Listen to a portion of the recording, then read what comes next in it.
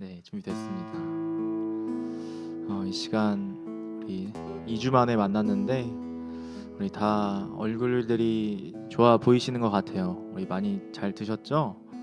네, 설날에 세뱃돈 많이 받으시고 저는 초등부 가니까 애들이 저한테 돈 자랑을 하더라고요. 근데 살짝 긁혔는데 갑자기 어떤 친구가 전사님 저 120만 원 받았어요. 속으로 내 월급보다 하면서 계속 그거 얘기를 반복해서 말할 때 살짝 긁혔는데 그럼에도 불구하고 그 아이의 표정을 보니 그래 행복한 설날 보냈구나 하는 또 생각이 들었습니다. 우리 이렇게 민족 대명절인 설날 보내고 다시 이 자리에 모이게 하신 하나님께 감사드리며 이 시간 잠시 잠잠하게 묵상으로 좀 기도했으면 좋겠습니다. 하나님 감사합니다. 오늘도 이렇게 저를 불러주시고 2월 3일 저녁을 예배하는 자로 하나님 불러주셔서 감사합니다. 오늘 저녁에 주님 제가 어떤 상황 속에서도 힘들 때나 기쁠 때나 주님 감사하며 예배하는 예배자가 되기를 원합니다 라고 우리 기도하며 나아가도록 하겠습니다.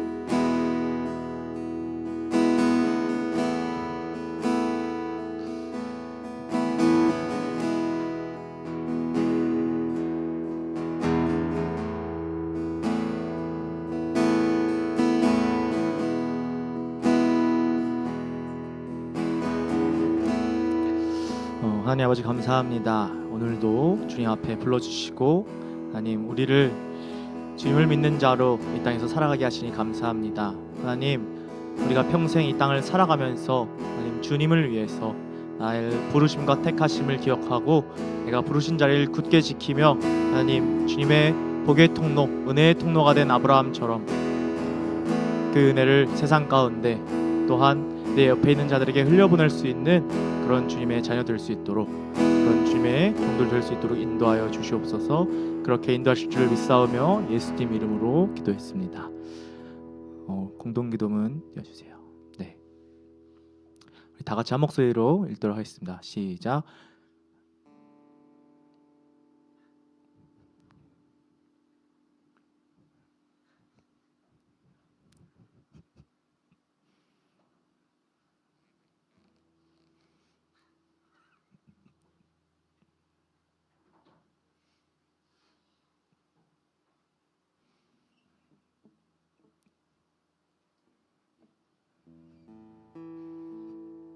바로 찬양으로 넘어가도 갈까요? 네, 찬양하도록 하겠습니다. 네. 오랜만에 우리 또 모여서 첫 찬양이 부르신 곳에서예요. 네. 부르신 곳에서 다 같이 찬양하며 성령님의 임재하심 구하며 나아가도록 하겠습니다. 따스한 성령님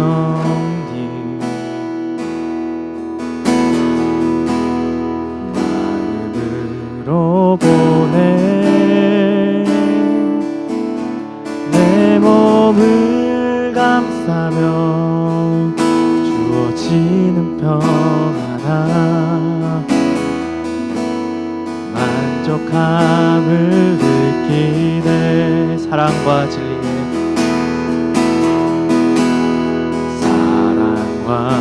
진리에 한 줄기 빛보내 내 몸을 감싸며 주어지는 평안함 그 사랑을 느끼네 부르신 곳에서 나는 예배하네 어떤 상황에도 나는 예배하네 부르신 곳에서 예배하네. 어떤 상황에도 나는 예배하네. 우리 처음부터 고백하시겠습니다. 따스한 성령님,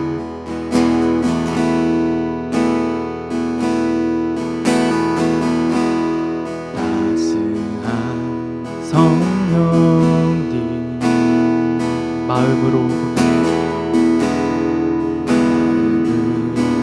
보내 내 몸을 감싸며 주어지는 평안 만족함을 느끼네.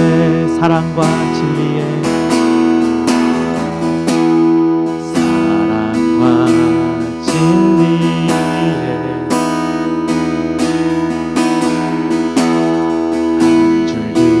빛보내 내 몸을 감싸며 주어지는 평안 그 사랑을 느끼네. 그 사랑을 느끼네.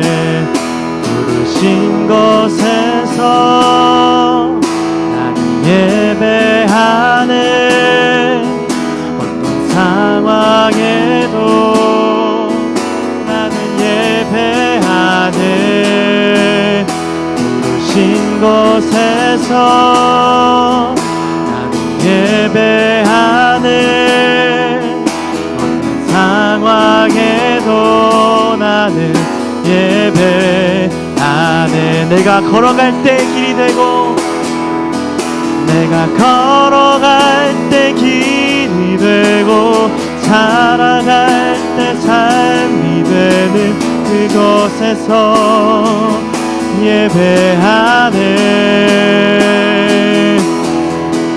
내가 걸어갈 때 길이 되고 살아갈 때 삶이 되는 그곳에서 예배하네.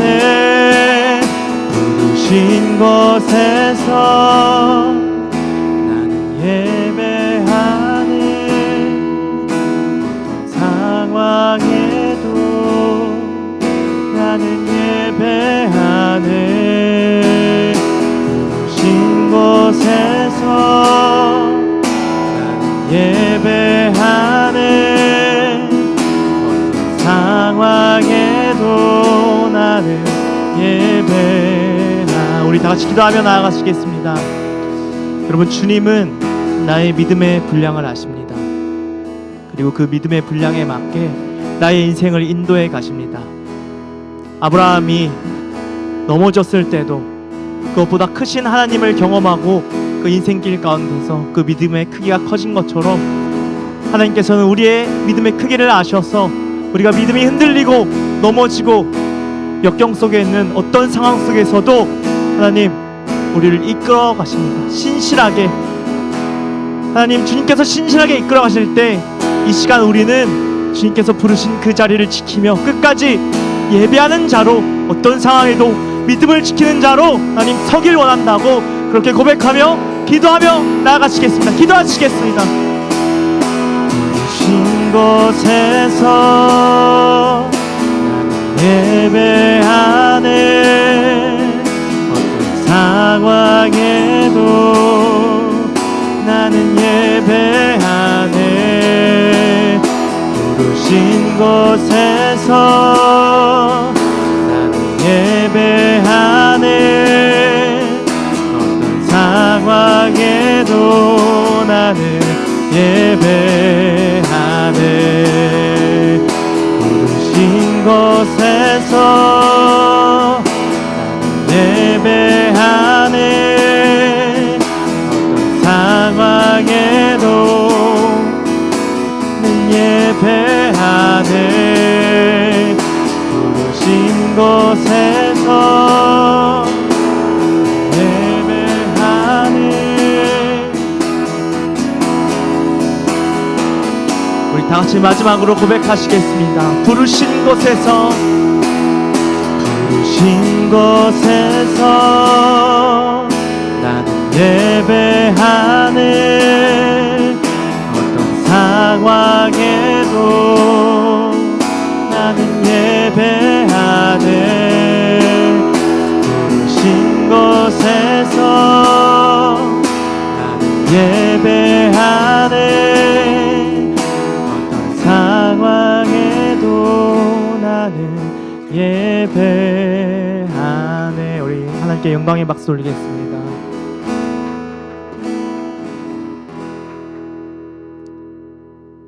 이 시간 박수 치면서 저와 같이 이 길 동행하길 원하는 마음으로 이 찬양 같이 고백하며 나가시겠습니다. 주와 같이 길 가는 것 즐거운 일 아닌가. 우리 주님 걸어가신 발자취를 밟게 어린아이 같은 어린아이 같은 우리 미련하고 약하나 주의 손에 이끌리어 생명길로 가겠네.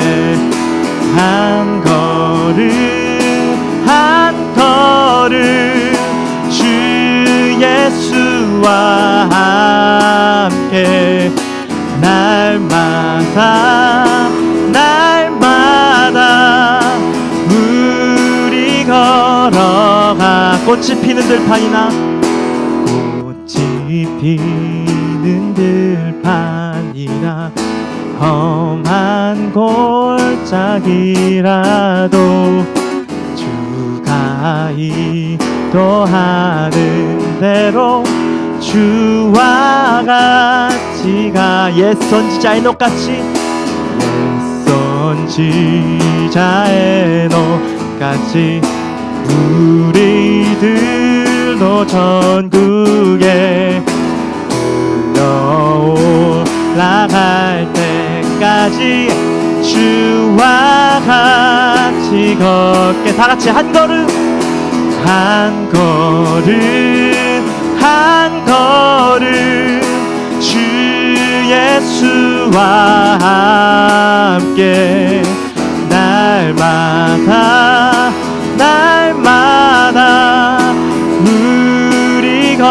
우리 처음부터 고백하시겠습니다. 주와 같이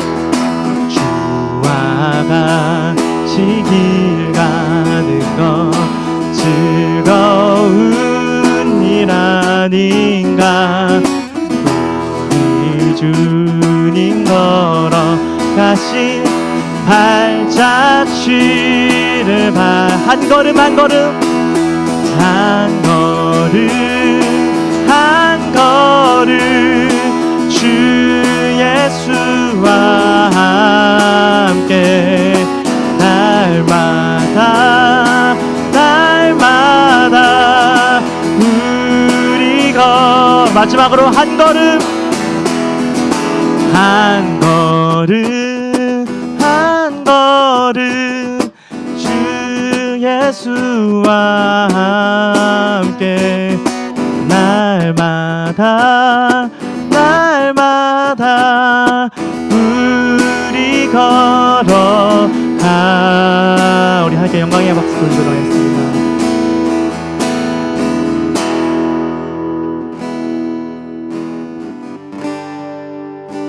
주님과 한 걸음 한 걸음 천국 갈 그날까지 도행하는 하나님, 제가 되길 원합니다. 제가 가는 길이 나의 길이 아니라 주님 인도하시는 그 길 되길 원합니다. 이 마음 가지고 다 같이 이 찬양 고백하며 나아가시겠습니다.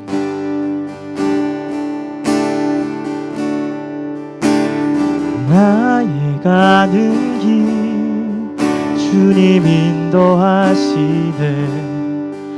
그는 보이지 않아도 날 위해 일하시네. 주 나의 인도자 항상 함께 하시네. 사랑과 힘 베푸시며 인도하시네 인도하시네.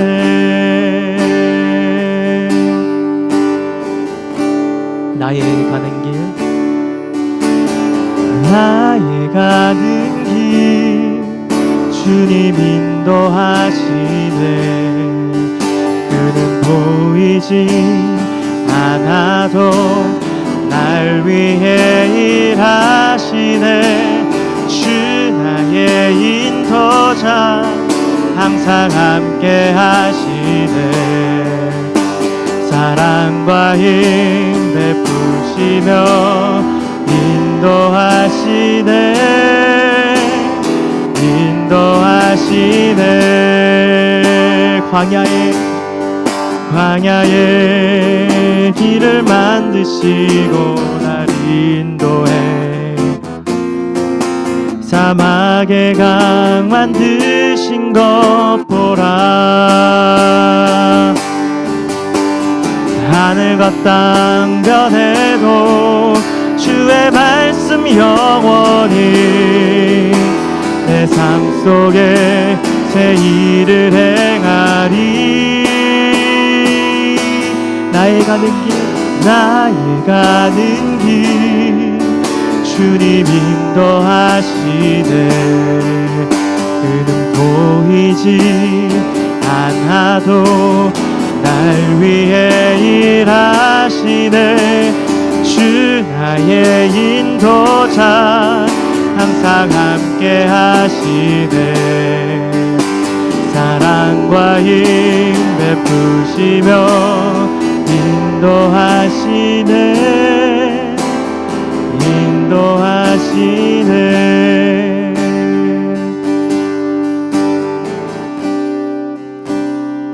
시간 다시 한번 고백할 때 우리 마음을 담아서 우리 목소리로 좀 고백하며 나아갔으면 좋겠습니다. 나의 가는 길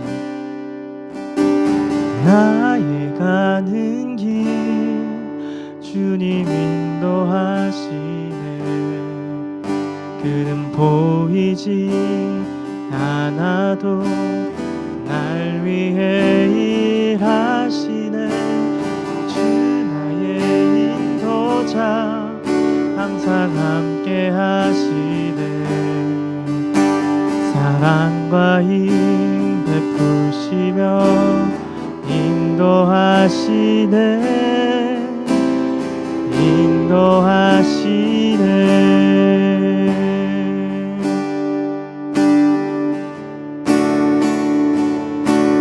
주님을 따르리. 내 십자가 지고 주 따르리.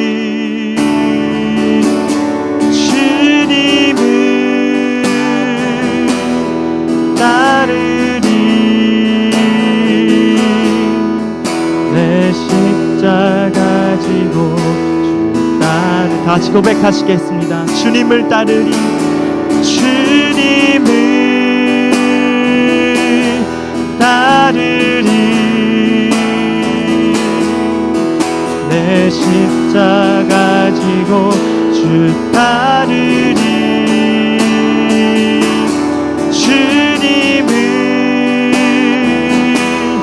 따르리.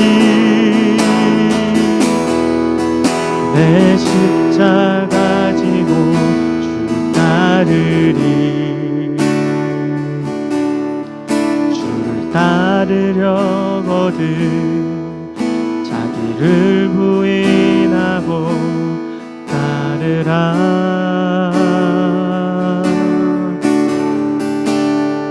주를 따르려거든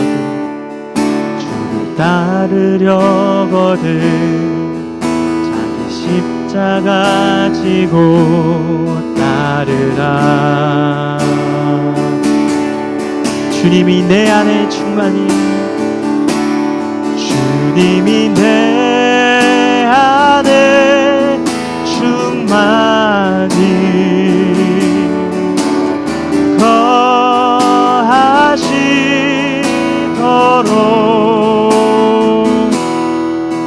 자기를 부인하고 떠나고 자기 십자가 지고 따르라. 주님이 너의 삶을 통해 주님이 너의 삶을 통해 영광을 받으시도록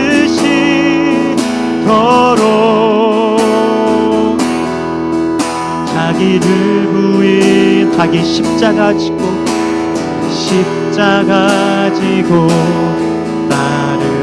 우리 다 함께 주님을 따르리. 주님을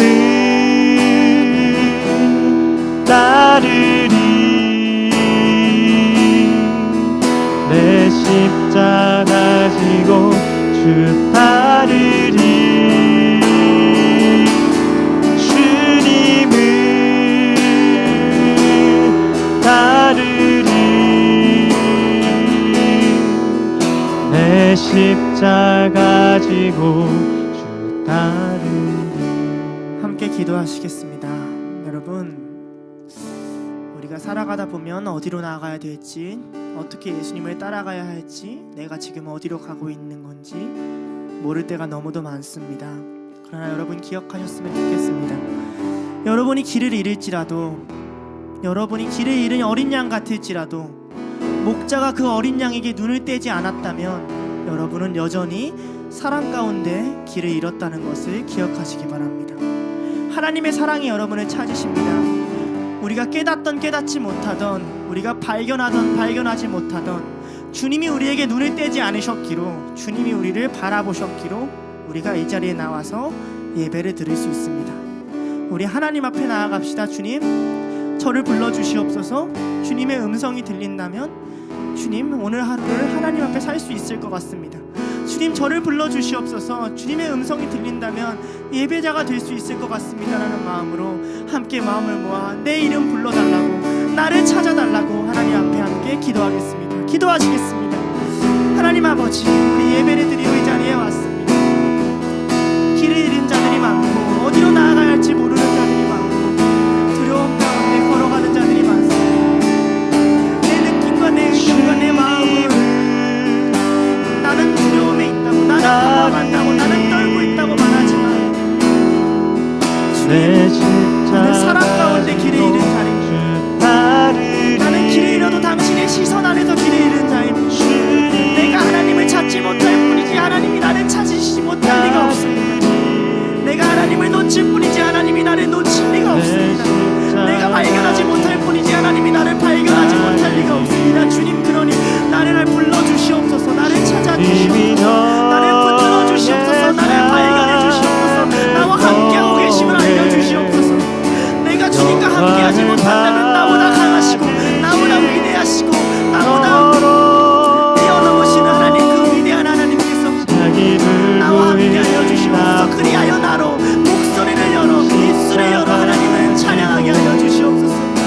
우리가 찬양할 것은 위대하신 하나님인 것을 기억하게 하여 주시옵소서. 하나님 앞에 나와 예배하고 기도하는 이 자리가 단순히 그냥 형식적인 자리가 아니라 길 잃은 자들이 내가 주님을 찾지 못할 때 주님이 나를 찾으셨다고, 내가 주님이 알지 못할 때 주님은 나를 아셨다고, 주님의 지혜가 나보다 뛰어나다고, 주님의 시선이 나보다 나를 향하고 있다고, 주님의 마음이 그 무엇보다 강하다고, 그것을 고백하고 선포하고 찬양하는 하나님의 위대하심을 선포하는 그런 둘로스가 될 수 있도록 하나님 함께하여 주시옵소서. 마지막으로 같이 기도할 것은 우리 둘로스를 위해 같이 기도합시다. 여러분, 하나님이 이 자리에서 여러분의 마음에도, 여러분 곁에 있는 사람의 마음에도 은혜 주시기 위하여 부르셨습니다. 우리 이 자리에서 성령님의 마음 받아야 되고 하나님의 마음 받아야 되고 은혜 받고 변화돼야 됩니다. 내가 혼자 변화되고 내가 혼자 하나님 잘 믿는 게 아니라, 하나님, 우리 이 자리에 같이 부르셨는데 하나님, 우리의 마음 변화시켜 달라고, 이 자리에 있는 사람 한 사람 한 사람 마음 예수님 따라갈 수 있도록, 예수님이 원하는 마음 가질 수 있도록 그렇게 변화시켜 달라고 둘로스를 위해 마음 모아 같이 기도하겠습니다. 기도하시겠습니다. 하나님 아버지 감사합니다. 우리 이 자리에 부르셨습니다. 주님을 따르려고 왔습니다. 자기를 부인하고 자기 십자가를 지고 주님을 따르려고 하고 왔습니다. 그 말이 아직 무슨 말인지 잘 이해하지도 못한 채 이 자리에 왔습니다. 우리의 영이 새로워져야 됩니다. 우리의 속사람이 완전히 새로 태어나야 됩니다. 나의 옛것은 죽었으니 죽은 것을 붙잡지 않고 새로 살아나는 당신의 생명을 붙잡고 태어나게 하여 주시옵소서. 인간의 눈으로 봤을 때 무엇이 잘났고 무엇이 부족하고 무엇은 잘하고 있고 무엇은 못하고 있고 이런 사사로운 잣대로 우리를 정죄하고 판단하고 계산하고 분별하는 것이 아니라 하나님이 만들어주시는 성령의 놀라움으로 주님의 은혜를 이 자리에 받아서 우리의 마음이 하나님을 따를 수 있는 자들의 마음으로 하나님의 마음을 뽑을 수 있는 자들의 마음으로 주님의 시선을 담을 수 있는 자들의 마음으로 주님이 원하는 자들에게 나아갈 수 있는 자들의 마음으로 그 말씀을 붙들고 살 수 있는 자들의 마음으로 변화시켜 주옵소서. 주님, 이 둘로스를 위해 통하는 마음이 있으셔서 안타까운 마음이 있으셔서 우리를 이 자리에 부르신 거 압니다. 하나님이 둘로스를 위해 먼저 기도하셨고 둘로스를 먼저 생각하시고 사랑하셔서 우리를 이 자리에 부르신 거 압니다. 생명을 허락하여 주시옵소서. 하나님의 마음을 허락하여 주시옵소서. 제자도를 배웁니다. 따라가기 벅찹니다. 어떻게 따라가야 될지 모르겠습니다. 주님의 마음 주시옵소서. 주님의 은혜를 주시옵소서. 주님의 마음과 함께 나아가게 하여 주시옵소서. 하나님의 생명이 우리 가운데 거하게 하여 주시옵소서. 은혜를 간구합니다. 주님이 없이는 갈 수가 없습니다. 예수 그리스도의 은혜가 없이는 하나님 한 발짝도 나아갈 수 없습니다. 우리를 붙들어 주시고 우리와 함께 하여 주시옵소서. 우리의 인생을 주관하여 주시옵소서. 우리의 곁에 서서 우리를 위해 일하시고 우리 위해 역사하시어 주시옵소서. 하나님 생명을 주어 주시옵소서. 이 자리에서 마음 무너진 자는 없게 하시고 하나님 앞에 넘어지는 자는 없게 하시고 내 삶에 지쳐서 두려워하며 하나님 어디로 갈지 몰라 방황하는 자들 없게 하시고 예수 그리스도가 길이요 진리요 생명이라는 것을 그를 믿는 자는 죽어도 살겠고 무릇 살아서 믿는 자는 영원히 죽지 아니한다는 것을 주님 그 말씀을 믿을 수 있는 믿음을 이 자리에서 우리를 향해 허락하여 주시옵소서. 우리의 마음을 주님의 마음을 담을 수 있는 그릇으로 만들어 주시고 우리 안에 부정한 것이 있다면 정결하고 깨끗게 하여 주시고 우리 안에 막힌 담이 있다면 모두 풀어 주시옵소서. 주님의 뜻대로 인도하여 주시옵소서. 하나님 아버지 감사합니다. 예배를 드릴 수 있게 하심에 감사합니다. 주님, 우리가 우리의 노력과 실력으로 주님을 찾을 수 없음을 고백합니다. 주님이 우리를 찾으셨고 주님이 우리를 모으셨습니다. 우리가 아무리 제자가 되려고 발버둥 쳐도 우리의 힘과 실력으로는 제자가 될 수 없음을 고백합니다. 주님, 주님이 우리의 스승 되셔서 우리의 삶을 만지시지 않으면 우리는 조금도 주님을 따라갈 수 없음을 고백합니다. 둘로스로 부르셨습니다. 종으로 부르셨습니다. 그저 이름뿐인 공동체 아니게 하시고 연약하지만 부족하지만 주님을 매번 배반하는 것 같지만 그럼에도 불구하고 우리를 다시 일으키시고 우리에게 다시 생명 주시는 주님 붙잡고 다시 예배 자리에 모여서 하나님의 은혜를 기뻐하게 하시고 하나님이 주시는 마음을 품고 함께 예배함이 기쁨이라고 주님 앞에 나와오는 것이 내 삶의 가장 큰 감사라고 고백할 수 있는 그런 예배 될 수 있도록 인도하여 주시옵소서. 말씀을 전합니다. 전하는 자의 입술을 붙들어 주시고 우리의 마음 붙들어 주셔서 주님이 꼭 전하고자 하는 말씀만 전할 수 있도록 인도하여 주시옵소서. 감사드리며 예수님의 이름으로 기도드렸습니다. 아멘. 함께 사도신경 하시겠습니다.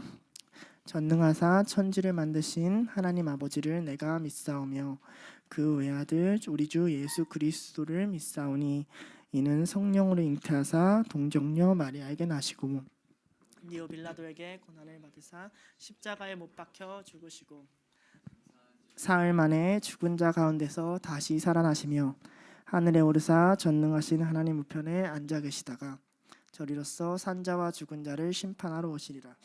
성령을 믿사오며 거룩한 공예와 성도가 서로 교통하는 것과 죄를 사하여 주시는 것과 몸이 다시 사는 것과 영원히 사는 것을 믿사옵나이다. 아멘. 함께 볼 말씀은 누가복음 9장 57절에서 62절 말씀입니다. 누가복음 9장 57절에서 62절 말씀입니다. 네, 저 한 절, 여러분 한 절 돌아가면서 교독하시겠습니다. 길 가실 때에 어떤 사람이 여짜오되 어디로 가시든지 나는 따르리이다. 예수께서 이르시되 여우도 굴이 있고 공중의 새도 집이 있을 때 인자는 머리 둘 곳이 없도다 하시고, 또 다른 사람에게 나를 따르라 하시니 그가 이르되 나로 먼저 가서 내 아버지를 장사하게 허락하옵소서. 이르시되 죽은 자들로 자기 죽은 자들을 장사하게 하고 너는 가서 하나님의 나라를 전파하라 하시고, 또 다른 사람이 이르되 주여 내가 주를 따르겠나이다마는 나로 먼저 내 가족을 작별하게 허락하소서. 예수께서 이르시되 손에 쟁기를 잡고 뒤를 돌아보는 자는 하나님 나라에 합당치 아니하리라 하시니라. 아멘. 오늘 설교 제목은 제자가 될 수 있겠습니까? 라는 제목입니다.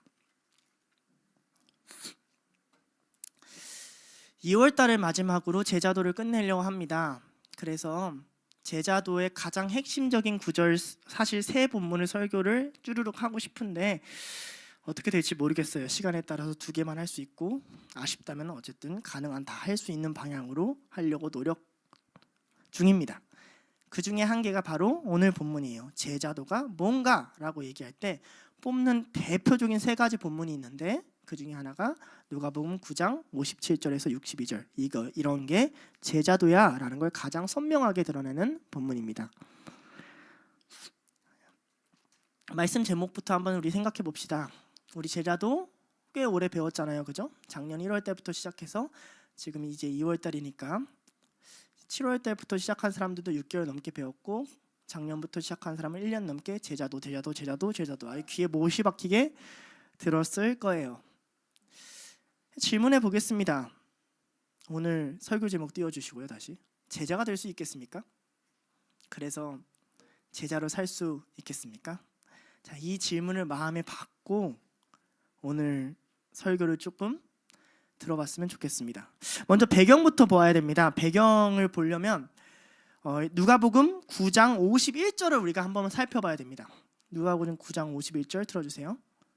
뿅. 없나요? 제가 그냥 읽어드릴게요. 예수께서 승천하실 기약이 차감해 예루살렘을 향하여 올라가시기로 굳게 결심하시고로 시작을 해요. 자, 이게 왜 중요하냐? 누가복음 9장 51절, 50절과 51절을 기점으로 누가복음의 맥락이 바뀝니다. 누가복음은 크게 서론인 예수님의 어린 시절과 결론인 예수님 승천하시는 사건을 두고 그 안에서 3단락으로 나눠지거든요. 갈릴리의 이야기, 예루살렘으로 향하는 이야기, 예루살렘에서 죽으신 이야기, 이 3가지 이야기예요. 갈릴리에서 사역하시는 이야기는 대다수 굉장히 멋있는 이야기들입니다. 막 병자를 살리고 사람들을 막 회복시키고, 그 사역에서 갑자기 예수님이 갈릴리 지역 북쪽에서 남쪽으로 일직선상으로 내려오는 그 길로 이야기가 바뀌어요. 실제로 예수님은 그렇게 살지 않았죠. 일직선으로 쭉 내려오면서 살지는 않으셨잖아요. 근데 누가는 예수님의 인생을 일부러 그렇게 그려놨어요. 북쪽에서 살던 이야기, 예루살렘 내려오는 중간의 길 이야기, 그리고 예루살렘 내려와서 십자가 지는 이야기.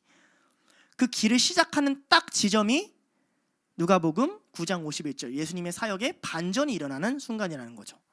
이전까지는 그렇게 쭉 살아오다가 갑자기 뭔가가 빡 바뀌는 터닝 포인트가 왔다는 거예요. 그래서 누가복음에 있는 전체적인 맥락이 계속 바뀝니다. 예루살렘을 향하여. 이게 무슨 말이죠? 목적지가 명확하게 생기신 거죠. 십자가라는 걸 바라보고 예수님이 갑자기 달려가기 시작하신 겁니다. 그 전까지는 그냥 좋은 예수님이었어요. 막 사람들도 부르시고 회복도 해주시고 막 사람들 막 케어도 해주시고, 그런데 갑자기 어느 한 곳을 바라보시더니 미친 듯이 그것을 향하여 달려가는 예수님. 그리고 그것을 시작하는 시작점에 나를 따르는 것이 무엇인가에 대한 3종류의 사람을 누가는 끄집어옵니다. 그러니까 누가가 보기에 제자도란 갈릴리 사역에서 그냥 예수님이랑 같이 좋은 것들만 누리는 것이 아니라 예수님이 십자가를 목적으로 하셨을 때 그것을 어떤 마음으로 어떻게 따라가야 되는가, 거기서 제자도가 시작된다고 여겼던 거예요. 자, 엄청나게 중요한 우리의 인생의 터닝 포인트들이 있죠. 대학에 들어가기 전과 후 삶의 방식이 바뀌죠. 뭐 여기서는 개업을 하기 전과 후 인생이 완전히 바뀐, 얼굴 낯빛부터 바뀐 친구가 있죠. 쳐다보지 마세요. 자, 그리고 신대원에 들어가기 전과 후, 교회에 들어가기 전과 후, 마치 이런 것처럼 예수님도 인생에 굉장히 중요한 터닝 포인트를 딱 찍으실 겁니다. 이 배경을 인식해 둔 채로 제가 조금 다른 관점으로 우리가 말씀에 들어갔으면 좋겠습니다. 여러분, 교회 생활을 하잖아요, 그죠? 뭐 아침에 가서 교육부서를 하고, 찬양 봉사를 하는 사람은 찬양 봉사를 하고, 선교도 가고, 옆 사람들이랑 나눔도 하고, 행사도 하고, 특히 전도사들은 이제 뒤에서 뒷바라지 일을 굉장히 많이 하잖아요. 방송팀도 하고. 그런 느낌 든 적 없으십니까? 내가 하고 있는 이 신앙 생활과 성경을 퍼서 읽어봤더니 성경에서 나오는 이 사람들의 신앙의 모습이 뭔가 너무 괴리감이 느껴진다라고 느낀 적은 없으십니까? 뭔가 나도 하나님 믿고 따라가는데 신앙생활이라고 하는 이게 이건가? 저는 그런 생각 많이 하거든요. 성경에 어디 겨울 성경학교가 있고, 성경에 어디 이런 무슨 전도 행사가 있으며, 아니 무슨 팥죽을 서서 뭐 교인들한테 나눠주는 게 뭐 그렇게 중요하다고, 이건가? 이게 뭐지? 내가 하고 있는 이 교회 생활과 말씀에서 믿고 뜨겁게 발견하고 하나님을 발견하고 예수 그리스도를 믿고 눈이 뜨고 변화되고 삶이 만들어지는 그 처절한 신앙의 삶 속에서 목사님들은 이걸 선포하는데 이런 체제를 만들어놔요. 이 괴리감 속에서 너무나도 괴롭다는 거죠. 오늘 본문은 그 괴리감을 극한으로 밀어내는 그런 본문입니다. 그러니 그 느낌을 가지고 가봅시다. 왜냐하면 성경에서 말하는 신앙생활이 맞는 거잖아요. 그렇잖아요. 근데 우리가 생각하는 신앙생활은 우리가 경험한 신앙생활을 신앙생활이라 생각한단 말이죠. 그러니까 어려운 거예요. 나는 지금 하나님을 믿고 있나라고 할 때, 맞아 믿고 있지, 나는 예배도 나오고 봉사도 했고 이것도 했으니까 라는 기준점이 되어버린다면 뭔가 조금 이상하다라고 느껴야 된단 말이에요. 아닌데 내가 진짜 신앙생활을 하고 있나? 그때 돌아와서 점검해야 되는 것, 예수를 따른다는 게 뭐지? 가 오늘 본문이에요. 그런데 오늘 본문을 설교를 준비하고 사실 저번 주에 하려고 했다가 갑작스럽게 김승원 목사님의 호출로 본문을 다시 한번 접어두고 우리가 바이블 캠프를 들었잖아요. 그리고 다시 본문을 또 준비하는 이 모든 3주의 시간 가운데 저는 절망하고 또 절망했습니다. 그리고 오늘 설교는 결론까지 절망할 거예요. 왜냐하면 못 가겠거든요. 이 괴리감을 내 힘으로 좁힐 수 없겠거든요. 자, 그러면 저 혼자 절망할 수 없으니 우리가 다 같이 말씀을 나누면서 같이 말씀을 붙들고 괴로워해 봅시다. 제자도는 무엇일까요? 우리가 이 세 가지 사람을 통해서 제자도의 본질에 대해서 배워볼까 합니다. 첫 번째, 어디로도 갈 수 없는 제자도입니다. 첫 번째 사람이 등장하는데 이 사람 되게 웃겨요. 갑자기 예수님 길 가시는데, 자, 길 가신다는 말이 중요해요. 이 길이 어디 길이에요? 어디를 향하는 길? 예루살렘을 향하는 길. 예루살렘은 뭐하러 가시는 거죠? 십자가 지러 가시는 예루살렘 길 가실 때에 이렇게 시작을 해요.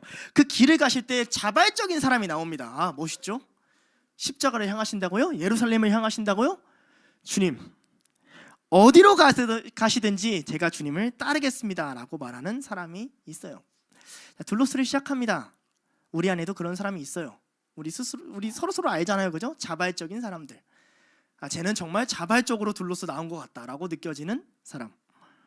물론 저는 여기 올 때 다 자발적으로 자원해야 된다고 몇 번을 강조하지만 그럼에도 불구하고 타인의 강요가 섞인 듯한 자발이 있고 정말 자발적인, 정말로 자기가 오고 싶어서 예수님 따르고 싶어서 공동체를 갈망해서 예수님을 갈망해서 주님을 닮는 삶을 갈망해서 온 자원병이라는 거죠. 그러면 여러분이 예수님이라면 뭐라고 하실 겁니까? 훌륭하지 않아요? 십자가의 길을 가신다는데, 인생의 터닝 포인트를 버리시겠다는데, 기적이 아니라 이제 그 길을 향하겠다는데, 주님 어디로 가시든지 제가 가겠습니다 라는 이 멋있는 말, 칭찬해 줄 만하지 않아요? 예, 여러분의 신앙이 그럴 때 내가 있었을 겁니다. 아직도 그런 친구들도 있을 것 같고요. 근데 예수님의 대답이 굉장히 묘합니다. 어디로 가시든지 나는 따르리이다. 저도 이런 고백을 한 적이 있어요. 내 다짐과 포구, 뭔가 예배를 드리다가 느끼는 감동, 고향감, 내가 막 전에 죄를 짓고 살다가 예수님을 만나서 느끼는 변화되어야겠다는 열망, 그리고 내 안에 숨겨진 영웅심, 멋진 신앙을 하고 싶다는, 좋은 것을 나누고 싶다는, 사람들한테 신앙을 멋있게 드러내고 싶다는 어떠한 이유에서든 이런 고백을 한 적이 있습니다. 주님, 뭐라 하든 순종합니다. 주님 시키시면 되지 않습니까? 주님 저한테 말씀하시면 되지 않습니까? 그렇게 고백하는 자에게 예수님이 58절의 말씀을 하십니다. 우리 58절 한번 같이 볼까요? 예수께서 이르시되 여우도 굴이 있고 공중에 새도 집이 있을 때 인자는 머리 둘 곳이 없도다. 굉장히 묘한 말을 해요. 이 사람은 예수님한테 뭐라고 질문했냐면 어디로 가시든지 라고 얘기했어요. 예수님은 분명 예루살렘이란 목적지가 있었지만 예루살렘으로 가자라고 하지 않으셨어요. 이상하죠? 분명 예루살렘을 향하고 계신데 어디로 가시든지 전 따를 겁니다 하면 예수님의 정상적인 대답은 나는 예루살렘으로 간다, 나와 함께 가자, 이게 맞잖아요. 근데 난 머리 둘 곳이 없어, 이런 얘기를 하는 거예요. 진짜 이상합니다. 이 본문은 누가복음에 있거든요. 그리고 누가복음은 2장에서부터 예수님이 12살 때 성전에 도착하셨을 때 아주 어렸을 때부터 성전이 자기의 집이라 하셨거든요. 아버지 집에 내게 있는데 왜 당신이 나를 찾으십니까? 하는 어머니 마리아에게 예수님이 그렇게 고백하셨거든요. 예수님은 아주 어릴 때부터 성전에 자기 집이라 하셨고 지금 예루살렘으로 향하는데 머리 둘 곳이 없다 하십니다. 이상하죠? 예수님이 지금 제자도가 뭔지를 가르쳐주고 싶은 거예요. 자, 봐봐요. 58절 다시 띄워주세요. 여우도 굴이 있고 공중의 새도 집이 있습니다. 이 말이 무슨 말입니까? 이런 말이에요. 너가 이 땅에서 이제 예수님 따라간다고 할 때 저 짐승들이 갖고 있는 쉼터조차 없을 것이다. 개미도 개미굴이 있지만 너는 의지할 곳이 없을 것이다. 이상하지 않습니까? 예수님이 왜 머리 둘 곳이 없습니까? 예수님이 만유의 주 아닙니까? 예수님의 모든 것의 창조주 아닙니까? 예수님이 어디가 자기 집이라고 선포하지 못하십니까?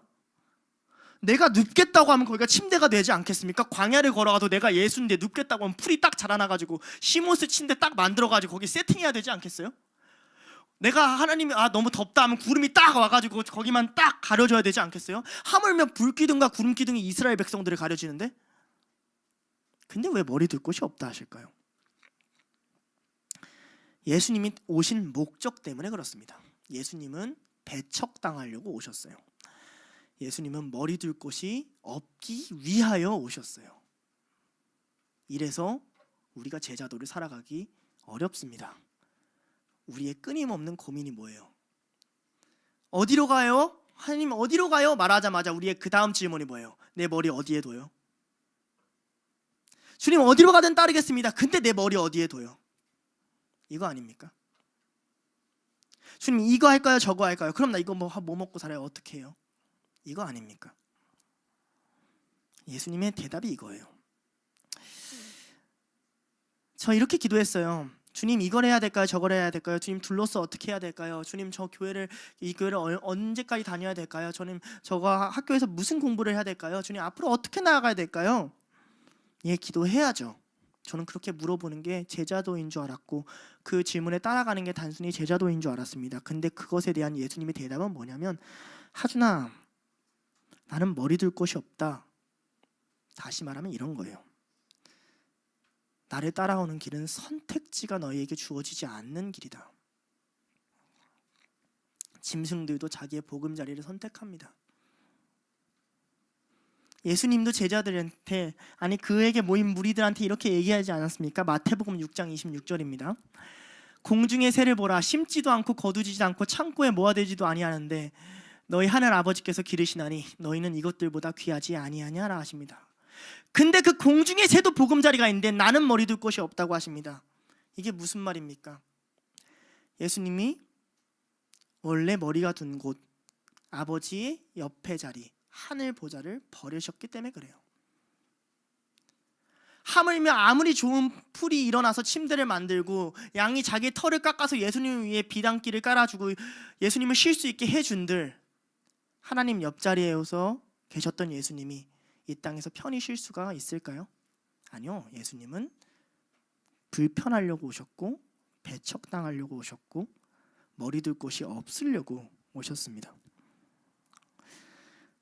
여러분, 내게 선택지가 있고 내가 가고 싶은 대로 가는데 하나님과 타협할 수 있다고 생각을 하면 우리 제자도의 길을 못 갑니다. 둘로쓰든 뭐든 뭘 하든 진짜 예수님을 따라가는 자들은 늘 어떤 걸 뭘 경험하냐면, 하나님 왜 나도 머리 둘 곳이 없죠?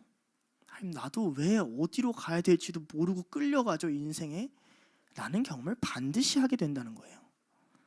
그때 예수님이 해주는 말은 아니야 여기로 가면 돼가 아니라, 맞아 그게 내가 선택한 삶이고 그게 내가 너희를 위해 살아간 삶이기 때문에 그래 라는 거예요.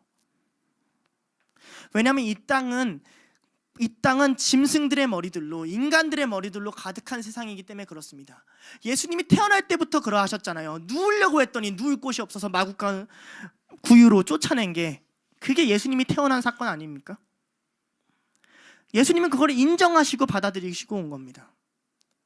십자가를 선택하고 싶지 않지만 십자가를 선택해야 되는 삶, 하나님의 뜻을 이루기 위해서 이 길밖에 없는 삶, 그 길밖에 없는 삶을 왔으니 그렇게 여기로 가니 저기로 가니 어디로 가니 그렇게 오는 삶이 아니라, 제자도는 네가 가고 싶은 어디로도 가지 못하는 삶이다 라고 말씀하시는 거예요. 벌써 여러분의 표정이 절망스럽습니다. 나 혼자 느낀 절망이 아니라서 참 감사합니다. 근데 두 사람이 더 남았어요. 두 번째 제자도입니다. 내가 먼저 갈 수 없는 제자도예요. 아까 전엔 자원병이었어요. 예수님이 그냥 그 자원하는 마음에 물을 확 끼얹으셨죠. 감동으로 갈 수 없구나, 뜨거움으로 갈 수 없구나, 의지로도 갈 수 없구나, 다짐으로도 갈 수 없구나, 그렇게 갈 수 있는 길이 아니구나 라는 걸 깨닫게 하자 이번에는 부르십니다. 너 여기 와, 너 여기서 예배 드려, 너 나 따라와 하고 부르세요. 59절이죠. 또 다른 사람에게 나를 따르라 하시니 그가 이르되 나로 먼저 가서 내 아버지를 장사하게 허락하시옵소서. 우리도 이런 사람 있죠. 너는 둘로 세, 너는 와 있어. 자, 이 사람이 뭐라고 합니까? 싫어요, 나 예수님 안 따를 거예요, 이렇게 얘기합니까 지금? 아니요, 얘 따를게요. 근데 아빠 장사하게 해주세요, 장례 치르고 오게 해주세요 라는 그 사람의 입장에서 가장 합당한 말을 합니다. 가장 상식적인 말을 해요. 유대인들은 기후가 덥기 때문에 시체를 오래 밖에 둘 수가 없습니다. 3일 안에 무조건 무덤 안에 넣어야 돼요. 그러니까 아마 이 상태는 아버지가 곧 돌아가시거나 대다수의 자들은 막 돌아가셨을 경우라고 상정을 합니다. 이 사람은 가정이 염려가 됩니다. 그 안에 지켜야 될 율법이 있고 전통이 있고 관계가 있고 도리가 있습니다. 우리도 그런 거가 많이 매여 있죠. 성경이 시키진 않지만 율법이 있고 도리가 있고 규칙이 있고 무언가 이 사회가 요구하는 수많은 것들이 있잖아요. 어쩌면 우리 중에서도 원치 않아도 반강제로 둘로스에 오라는 사람도 있을지도 모르겠어요. 하나님이 우리한테 이제 와라, 이제 내게로 달려와라, 나를 따라와라, 나를 따라오는 길에 서라 라고 말씀하실 때 우리는 이 사람과 굉장히 흡사한 말을 한다는 거예요. 우리의 눈은 내 아버지로 장사하게 하시옵소서에 먼저 돌아가지만 성경이 먼저 끄집어내는 단어는 59절 다시 틀어주세요. 나로 먼저 가서입니다. 일전에 사람이 어디로 가야 되냐고 장소를 하나님께 물어보고 정하려고 했다면 이 사람은 시기를 자기가 정하려고 합니다. 당신을 따르는 일은 조금 미뤄둬도 된다는 소리예요. 그래서 예수님은 그 사람에게 아까 전보다 조금 더 이해되지 않는 대답을 하십니다. 이게 60절인데요. 이르시되 죽은 자들로 자기의 죽은 자들을 장사하게 하고 너는 가서 하나님의 나라를 전파하라 하시고. 이 말은 여러 가지 의미로 해석될 수 있어요. 표면적으로는 죽은 이들의 삶은 죽음에게 맡기라는 뜻입니다. 그러니 그의 죽음은 하나님께서 돌보실 거다라는 의미도 되기도 해요. 그러나 더 깊게 들여다보면 이 문장의 의미는 이런 뜻이에요. 너 내가 부르는 게 뭔지를 모르는구나. 너 내가 너를 불렀다는 소리가 뭔지를 너는 전혀 이해하지 못하고 있다, 이 말이에요. 죽은 자들로 가서 죽은 자들을 장사하게 하라. 이 말은 무슨 말이냐면 죽을 것을 쫓지 말라는 말이에요. 그리고 거기에 대비돼서 뭘 얘기하냐? 하나님 나라를 전파하라고 하세요. 하나님 나라가 전파되면 뭐가 일어납니까? 죽은 자가 살아납니다. 나는 너에게 지금 죽은 자가 살아날 수 있는 길을 얘기하는데 너는 왜 자꾸 죽을 것을 이야기하느냐라는 거예요. 뭐가 먼저냐는 거예요. 이게 이해가 잘 안 되죠. 예수님이 지금 이런 얘기를 하고 있는 겁니다. 나는 니네가 생각한 것과 전혀 다른 질서를 얘기하고 있다. 난 니네가 생각하는 인간관계와 전혀 다른 관계를 얘기하고 있다. 난 니네가 생각하는 상식과 전혀 다른 상식을 얘기하고 있다. 하나님의 나라를 이야기하고 있다. 죽은 자가 살아나는 것을 이야기하고 있다. 모르는 거죠. 나를 따르는 게 뭔지를 전혀 모르는 거예요. 여전히 좋은 스승을 잘 따르는 좋은 전통에 매몰된 사람으로 걸으려고 하는 그 사람의 태도를 막으시는 겁니다. 이해가 아직도 안 되죠. 납득이 안 되죠. 납득을 시켜주려고 예시를 하나 가져왔습니다. 자, 저희 아버지가 살아계시고 정정하시지만 돌아가셨다고 칩시다. 아버지 이 설교 들려주면 안 되겠네요. 돌아가셨다고 칩시다. 장례식이 생겼어요. 하람이 형이 결혼했으니 하람이 형네 가정에 아이가 생기고 나서 돌아가셨다고 칩시다. 알겠죠? 장례식 첫째 날이에요. 아이가 한 3살이라고 칩시다. 오케이? 하람이 형과 한나누 사이에 아이가 3살이고 딸이에요. 할렐루야. 좋아요. 그 다음에 아버지가 돌아가셨어요. 장례식 첫째 날이요. 근데 아직 다른 가족들이 안 오고 하람이 형과 한나누가 먼저 와서 준비하고 있다 칩시다. 장례식을. 그런데 아이가 가다가 발을 헛디뎌서 미끄러서 뒤통수가 깨졌어요. 지금 당장 응급실에 가지 않으면 이 아이가 죽습니다. 이미 죽은 김남국 목사님의 장례식을 끝까지 치르려고 남아있겠습니까? 아이를 부둥켜 안고 응급실로 달려가겠습니까? 뭐부터 하시겠습니까, 여러분은? 아이를 부둥켜 안고 달려가겠죠? 이 얘기입니다. 하나님의 부르심이 심각성을 모르니 살짝 어깨 정도 까졌다고 생각하니 장례식 끝나고 치유해도 되잖아. 그때 병원 가도 되잖아. 이런 얘기 한다는 거예요. 지금 내가 너를 불러서 하나님 나라가 전파돼야만 니네가 살아 라는 말이 이해가 안 되는 거예요. 왜냐면 난 여태까지 잘 살아왔다 생각했으니까. 아니요, 예수님이 보기에는 모든 인류가 잘 죽어갔지 잘 살아간 적이 없거든요. 그러니까 누가복음 9장 51절에는 잘 보면 누가가 묘한 얘기를 합니다. 누가복음 9장 51절 우리 성경책을 한번 펴서 볼까요? 승천할 기약이 차간다 그래요. 무슨 말인지 알겠어요? 십자가를 질 기약이 차가는 게 아니에요. 승천할 기약이 차가는 겁니다. 부활하시고 하늘나라에 올라가셔서 새로운 세계를 여시겠다는 거예요. 전혀 다른 질서를 여시겠다는 거예요. 살리는 일과 죽이는 일 중에 뭐가 더 우선순위냐라고 물어보는 겁니다. 결국 교회에 와서 이게 납득이 되지 않으면 여러분의 신앙생활은 꽝입니다. 예수님의 부활을 믿지 못하는 자가 어떻게 기독교의 본질을 믿겠어요? 죽은 자가 살아났다는 것을 믿는 게 우리 신앙의 본질 아닙니까? 내가 지금 말씀을 전하면 하나님이 저 영혼을 새롭게 하실 수 있다는 걸 믿는 게 우리의 신앙의 본질 아니에요? 오늘이라도 하나님이 내게 찾아오시면 내 삶이 변화될 수 있다는 걸 믿는 게 그게 신앙의 본질 아닙니까? 그러니 믿음으로 구원받는다고 얘기하는 거 아닙니까? 여러분, 우리는 근데 끊임없이 하나님한테 무슨 얘기합니까? 죽은 것을 붙잡고 얘기하죠. 나로 먼저 시험 공부하게 하옵소서. 나로 먼저 겨울 성경학교 준비하게 하옵소서. 나로 먼저 신대원에 입학하게 하옵소서. 나로 먼저 알바를 찾게 하옵소서. 그리하면 내가 그 후에 당신을 따르리이다. 그렇게 못 간다는 거예요. 제자들은 그렇게 걷는 게 아니라는 거예요. 다른 걸 먼저 하다 보면 그 사람은 어느새 자기가 제자가 아니게 된 모습을 발견할 것입니다. 교회에 얼마나 많습니까? 부활을 믿지 않고 하나님이 역사하신다는 걸 믿지 않고 하나님의 능력을 체험하지도 못한 채 그저 매주 앉아서 힘들게 말씀을 듣고 있는 삶. 분명 어느 순간에는 뜨거웠고 하나님이 살아계신 것 같았는데 둘로스에 왔어요. 아니 둘로스까지 왔어요. 솔직히 말하면 올 필요 없는 곳에 왔어요. 교회만 다녀도 되는데 훈련받는 곳이에요. 제자도를 훈련받고 있어요. 여러분, 여러분은 빡세게 굴린다고 여러분이 훈련되지 않습니다. 저는 여러분의 다른 선교단체처럼 뭉쳐놓고 합숙시키지도 않아요.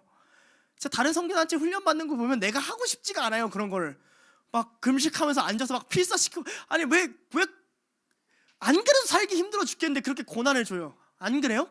내가 하는 거 뭐예요? 그냥 적당히 큐티 해라 좀. 우리 그냥 시간 날 때 예배 드리자. 1년에 한 번 선교 갈 수 있는 사람 가고 서로 사랑하고 돌봐주자. 솔직히 말해서 그렇게 부담스러운 거 안 시키잖아요.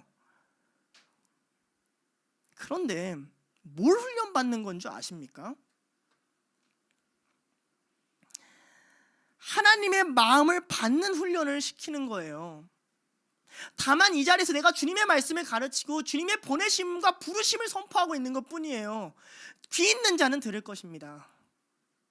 예수님이 여러분을 왜 부르신 줄 아십니까? 하나님의 나라를 전파하라고 부르세요. 무엇보다 그게 먼저라는 거예요. 여러분의 일과 직전과 무엇보다 하나님의 나라를 전파하고 옆 사람의 생명을 살리는 게 먼저라는 거예요. 전도사가 설교하는 것보다 더 중요한 건 생명을 살리려고 이 자리에 서는 거라고요. 근데 자꾸 우선순위가 뒤틀립니다. 제자가 아니죠. 사업가가 되기 시작해요. 내가 먼저가 나와서는 아닙니다. 나의 이름이 먼저 나와서는 안 돼요. 마태복음 16장 24절, 제자도의 핵심적인 또 다른 절인데요, 이렇게 얘기합니다. 이에 예수께서 제자들에 이르시되 누구든지 나를 따라오려거든 자기를 부인하고 자기 십자가를 지고 나를 따를 것이니라. 누구든지 예수를 따라가려거든 내가 먼저 나와서는 안 돼요. 늘 주님이 먼저여야 됩니다. 아무리 바빠도 예수님이 먼저여야 돼요. 아무리 할 일이 많아도 예수님이 먼저여야 돼요. 눈앞에서 가장 극단적인 예시인 장례식을 들고 오는 이유가 이겁니다. 부모님 돌아가신 것보다 뭐가 더 중요하겠어요? 여러분 시험 공부하다가 부모님 돌아가셨어요. 장례식 갈 거예요? 시험 공부할 거예요? 장례식 갈 거잖아요. 근데 그것보다 주님이 먼저라 하시잖아요. 여러분은 그래서 제자도를 못 배우고 있는 거예요. 나도 그래서 막히는 거예요. 1년 동안 주님 따라가야 되는데 뭐에서 막혀요? 내가 먼저, 나로 먼저, 여기서 막히는 거예요. 주님의 부르심이 먼저입니다. 그래야 곧 죽을 가족이라도 살릴 수 있기 때문에 그래요. 둘로스를 합니다. 제자도를 배웁니다. 여러분의 삶이 바뀌었습니까? 제자가 되셨습니까?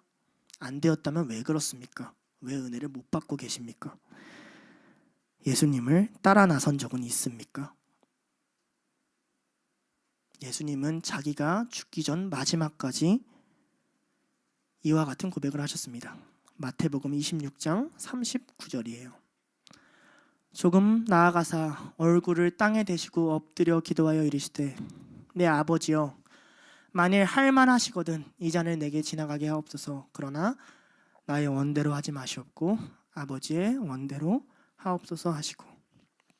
어쩌면 이 기도는 우리가 십자가의 길에 올라선 뒤로 수백 번 수만 번 해야 되는 기도일지 모릅니다. 나의 원대로 하지 마시고 아버지의 원대로 하옵소서. 주님 제발 나로 먼저가 나오지 않게 하옵소서. 내가 먼저가 나오지 않게 하옵소서. 주님의 뜻이, 주님의 나라가 크게 먼저이게 하옵소서. 너무 간절해요. 사역을 할수록 더 간절합니다. 둘로스를 갈수록 더 간절해요. 설교를 어떻게 준비할까?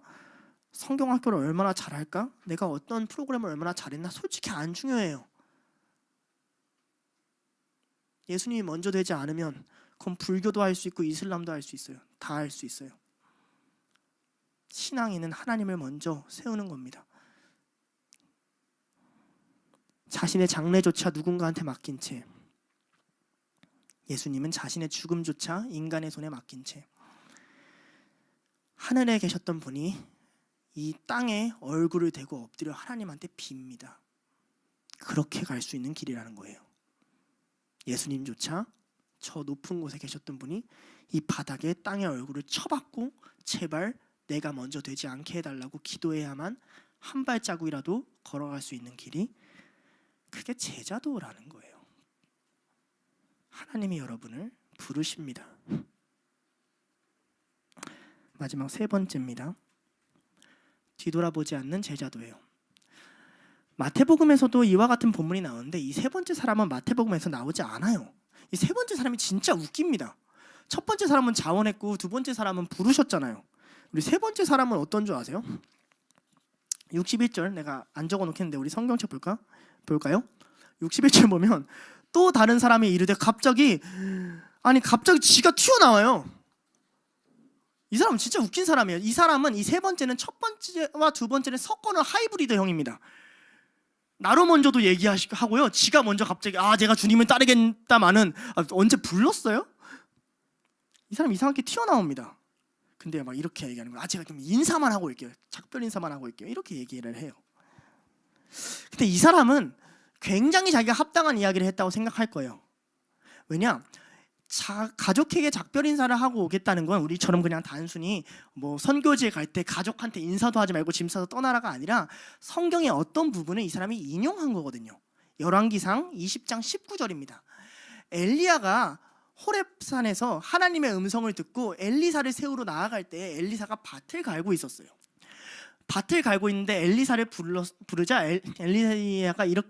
엘리사가 엘리야에게 이렇게 얘기를 해요.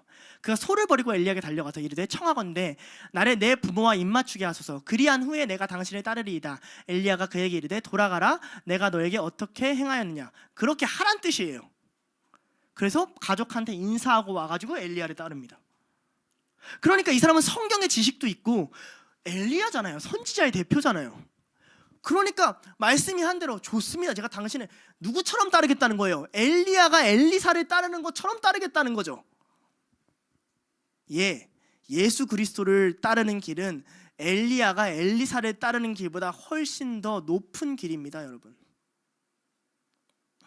예수님은 당대 헬라 어원에 굉장히 유명한 속담을 하나 가지고 옵니다. 그게 뭐냐면 예수께서 62절인데요. 예수께서 이르시되 손에 쟁기를 잡고 뒤를 돌아보는 자는 하나님 나라에 합당하지 아니하니라. 쟁기를 잡고 뒤를 돌아본다는 거죠. 쟁기는 밭을 가는 도구입니다. 그죠? 쟁기를 잡고 뒤를 돌아보고 걸으면 어떻게 되냐면 방향이 엇나가게 돼요. 그럼 밭을 가라는데 혼자 밭을 가로질러서 모든 밭의 농사를 망치게 되죠. 방향이 빗나가고 엇나가게 되는 자라는 거죠. 그자는 합당하지 않대요. 가치가 없다라는 뜻입니다. 잘못된 밭을 갖고 밭을 엉망으로 만들고 하나님의 나라를 망가뜨리기 때문에 부르심을 얻고 뒤를 돌아보는 것은 안 된다라는 거죠. 그리고 이 이야기는 마치 제자의 이야기, 따르겠다는 사람의 이야기가 엘리야와 엘리사의 이야기를 떠올리게 하듯이 창세기의 어떤 인물을 떠올리게 합니다. 창세기 19장 24절과 26절이에요.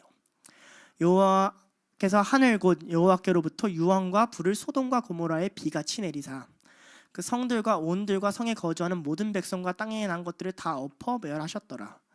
롯의 아내는 뒤를 돌아보았으므로 소금 기둥이 되었더라. 하나님의 나라가 임했어요. 새로운 세계가 열렸고 예수님이 바라보는 방향이 있고 다르게 생각해야 되는 법이 열렸어요. 구원의 때가 열렸어요. 구원의 때가 열렸다는 것은 소돔과 고모라처럼 심판의 때가 열렸다는 것을 의미하기도 합니다. 이제 예수님을 안 믿는 자들은 다 심판에 이미 빠진 거다라고 요한은 얘기하거든요. 자기가 먼저 인사하고 오겠대요. 그러면서 예수님께 뭘 붙이는 줄 아십니까? 조건문을 붙입니다. 어떤 조건문이요? 그렇게 그렇지만 나로 먼저 이걸 하게 해주세요. 이 조건을 이뤄주시면 제가 그렇게 하겠습니다. 이렇게만 해주신다면, 이런 상황이 된다면, 이런 환경을 만들어 주신다면, 제게 이런 믿음을 주신다면, 제게 이런 능력을 주신다면, 저로 하나님에 대해 이런 변화를 시켜주신다면, 주님 그렇다면 제가 주님을 따르겠습니다. 하지 않으십니까? 그러한 믿음으로 예수님을 따라간 제자는 단 한 사람도 없었어요. 보네포 목사님은 이 본문을 보고 이렇게 말했습니다. 예수를 따르기 위해서는 세리는 세관을 버려야 했고 베드로는 그물을 버려야 했다. 그들이 살아온 삶의 방식을 버리는 것이 제자도라는 거예요. 그렇게 삶의 살아온 방식을 버리지 않은 자들은 십자가 앞에서 돌을 던지는 자가 됐고 침을 뱉는 자가 됐고 모욕하는 자가 됩니다. 당신이 십자가에 매달리지 않으셨다면, 당신이 하나님의 아들이시라면 여전히 십자가 앞에서 조건문을 붙이시거든요. 여러분이 삶을 바꾸지 않고 전이랑 똑같이 살면서 제자도를 배운다고 하지 마십시오. 제자도를 배우겠다는 건 내가 전에 살아왔던 삶을 버리고 완전히 새로운 삶이 만들어지겠다는 것입니다. 예수님과 같이 걷다 보면 그분 옆에서 새로운 것을 보고 새로운 것을 배우고 새로운 정신이 변화되어야 합니다. 손을 놓아야 됩니다. 살던 방식을 놓아야 됩니다. 이 말이 이해가 안 되죠? 여러분, 결혼이라고 생각하면 됩니다. 결혼을 했는데 아내가 남편에게 영향을 안 미쳐요. 밝은 아내를 만났는데 성품이 아무것도 변하지 않고 남편이 아무런 영향도 안 미쳐요. 그런 결혼 생활에 문제가 있는 겁니다. 어떤 사람을 만나면 그 사람에게 맞게 인격이 변화되는 게 정상입니다. 그러면서 이런 사람 만나고 싶으세요, 여러분? 나는 내가 살아왔던 대로 살 거야. 빨래도 내가 갰던 대로 갤 거고, 내가 먹었던 대로 마실 거고, 내가 하던 대로 할 거야. 근데 난 너랑 결혼할 거야. 이 말 무슨 말입니까? 누가 맞춰? 내가 맞춰? 아니, 네가 맞춰. 이 얘기잖아요. 예수님 보고 내 제자 되라는 겁니다. 당신이 나에게 맞추라는 거예요. 아니면 각방 쓰자는 거예요. 부부인데 너는 너 거, 나는 나 거.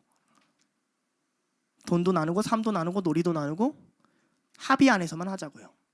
계약하자는 거예요. 그러면 안 됩니다. 그렇게는 절대 못 가요. 하나님의 길은 그렇게 못 갑니다, 여러분. 그래서 여러분 둘러싸 앉아있다고 열심히 예배드린다고 여러분 노력한다고 그렇게 바뀌는 거 아닙니다. 바울이 얘기하잖아요. 이전 것은 갔으니 보라 새 것이 되었더라. 여러분이 살던 방식을 버려야 합니다. 주님을 따르는 것에 방해되는 것을 포기해야 합니다. 좋은 인생의 기회가 있어도 그것이 하나님께 합당하지 않은 거면 내려놔야 됩니다. 쟁기를 잡고 뒤를 돌아보는 자는 결국 복음의 길도 망치게 됩니다. 여러분의 성격이 내향적인 사람이 있고 외향적인 사람이 있습니다. 제자 중에서도 내향적인 사람이 있을 거예요. 근데 예수님 곁에 선다면 말도 안 되는 인파를 매일 견뎌내야 됩니다. 원치 않는 복장을 입어야 되고요. 원치 않는 길을 가야 됩니다. 내가 나의 삶의 방식이 이렇다고 결정해서는 안 됩니다. 내가 내 성격이 이렇다고 결정할 수는 없어요. 그 무엇보다 중요한 게 예수님이 어디로 가시는지 보고 그분을 따르는 것이기 때문에 그래요. 제자도로 부르시면 그 무엇도 내려놓고 달려가야 됩니다. 지금 이 자리에 예수님이 부르시면 저는 마이크라도 내려놓고 하나님 앞에 달려가야 됩니다. 그러니 우리는 제자도의 길을 갈 수 있을까 이런 고민을 많이 하는 게 사실 정상입니다. 마가복음 1장 17절과 20절에 제자들이 어떻게 예수님을 따랐는지를 설명합니다. 예수께서 이르시되 나를 따라오라 내가 너희로 사람 낚는 어부가 되게 하리라 하시니 곧 그물을 버려두고 따르니라.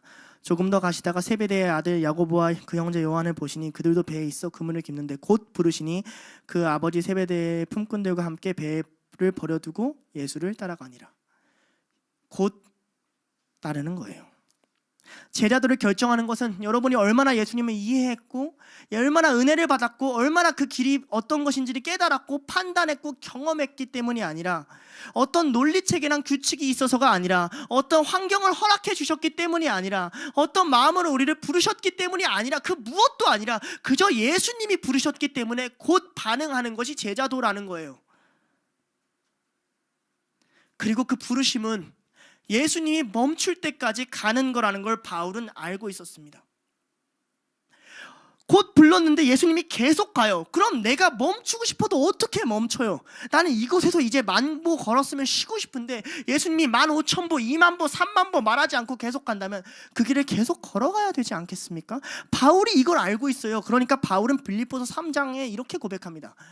형제들아, 나는 내가 아직 잡은 줄로 여기지 아니하고 오직 한 일, 즉 뒤에 있는 것은 잊어버리고 앞에 있는 것을 잡으려고 표대를 향하여 그리스도 예수 안에서 하나님을 위해서 부르신 부름의 상을 위하여 달려가노라. 아직 하나님 끝이 아닙니다. 주님이 바울이 옥에 갇혔는데 그렇게 많은 전도를 했고 그렇게 많은 사역을 했는데 야, 이쯤 되면 좀 쉬어야지 하는데 계속 예수님이 달려가시는 거예요. 바울이 안 거죠. 이쯤 했지, 내가 뭘 했지, 내가 뭘 이뤘지, 내가 뭔가를 했지를 보면 뒤를 돌아보게 된다고요. 내가 뭔가를 못했지를 봐도 뒤를 돌아보게 된다고요. 예수님 지금 어디로 가고 계시지? 바울의 관심사였습니다. 예수님이 계속 가시네, 계속 복음을 들고 가시네, 계속 밀어붙이시네. 표대를 향하여 나도 달려가야겠구나. 뒤에 있는 것을 잊어버리고 앞에 있는 것을 잡으러 가야겠구나. 이어서 3장 16절에 나오진 않지만 이렇게 얘기해요. 오직 우리가 어디까지 이르렀던지 그대로, 부르신 그대로 행할 것이라 라고 말을 해요. 예수님이 부르심이 기준이 돼서 그 길을 가고 가는 것, 두 손에 이룬 것, 이루지 못한 것, 나의 것, 이런 거 다 내려놓고 부르심에 다시 걸어가고 부르심에 다시 걸어가는 것, 그게 제자도라고 얘기하고 있는 거예요. 여러분, 둘로스에 들어와서 우리가 진짜 하나님의 뜻이 이곳에서 조금이라도 발견되려면 우리 안에 이전 것을 버리고 걸어가는 사람들이 나와야 됩니다. 둘로스에 들어오기 전의 삶을 완전히 버리는 자들이 나와야 돼요. 안 그러면 못 간다라는 거예요. 제 설명이 답답해도 어쩔 수 없습니다. 억울하면 말씀이랑 싸워보세요. 다른 의미가 있나. 그래서 결론입니다. 그러니까 설교 제목이 이런 거예요. 제자가 될 수 있겠습니까? 오늘 본문은 이렇게까지 해놓고 두 가지가 굉장히 이상합니다. 먼저는 여기서 나온 모든 제자들의 이름을 익명으로 처리해요. 어떤 제자인지 설명해 주지 않아요. 두 번째는 이 제자들의 응답이 나오지 않아요. 그래서 이들이 따라갔어요, 안 따라갔어요가 기록되어 있지 않아요. 이게 왜 중요합니까? 누가는 독자들에게 명령하고 질문하고 싶은 거예요. 열린 결말로 둬서 마치 예수님이 이 제자들이 아니라 우리들에게 얘기하는 듯한 느낌을 주고 싶은 거예요. 너희들은 어떻게 할 거냐는 거죠. 누가복음 시대에는 핍박이 왔어요. 예수님 곧 오신다고 했는데 너무나도 그게 늦는 거예요. 70년, 80년 지나도 안 오시는 거예요. 그러니까 묻는 거죠, 누가한테. 왜 예수님 안 오십니까? 어떻게 이 일이 일어납니까? 그때 누가가 기록하는 거예요. 저였으면 조금 더 설득할 수 있는 편한 말을 기록했겠어요. 그런데 오히려 더 극단적인 말을 기록합니다. 나는 그렇게 예수를 따라본 적이 없다는 거죠. 이러면, 오시면, 편하면, 해결해 주시면, 교회가 풀리면, 핍박이 없어지면 나는 그렇게 예수를 따른 적이 없다는 거죠. 이게 누가의 고백입니다. 그러니 너희도 그 부르심 앞에 서야지. 그때 교회가 교회다워지고, 그때 예배가 예배다워지고, 그때 믿음이 믿음다워진다는 거예요. 어쩌면 이 제자도의 결정은 여러분의 온 삶을 바꿔야 되는 굉장히 위험한 결정이고, 어쩌면 둘로스에 오신 곳은 그냥 단순히 일주일에 한 번 예배를 드려야 되는 게 아니라 여러분의 모든 가정과 인생의 기준점이 바뀌어야 되는 위험한 결정입니다. 여러분이 결혼 상대를 함부로 고르지 않는 것처럼 그것보다 더 위험한 결정일지 모르겠어요. 둘로스가 아닐지라도 예수님을 따른다는 건 사실 엄청 위험한 선택입니다. 이것을 지키려고 할 때 여러분 속에 있는 신앙의 괴리가 해결될 거예요. 진정한 믿음의 삶이 뭔지가 이해될 거예요. 순종을 하는 자가 믿음을 알고 믿음을 갖는 자가 순종을 할 수 있습니다. 그런데 제자도에 오르면 그렇기 때문에 모든 것이 캄캄해집니다. 어디로 갈지도 모르고 어떤 조건도 하나님 앞에 내설 수도 없고 뭐부터 해야 될지도 모르고 이것을 갈 수 있는 자신도 없고 내가 변화될 수 있는 확신도 없어요. 모든 게 안 보이고 뭐밖에 안 보이는 줄 알아요? 나를 부르시는 예수님밖에 안 보입니다.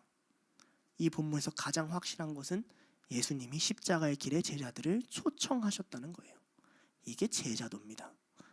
모든 것, 어떤 기준, 어떤 상태, 어떤 은혜, 어떤 감동, 어떤 열심, 그 무엇도 기준이 아니라 오직 예수님의 부르심만이 기준이 되는 상태.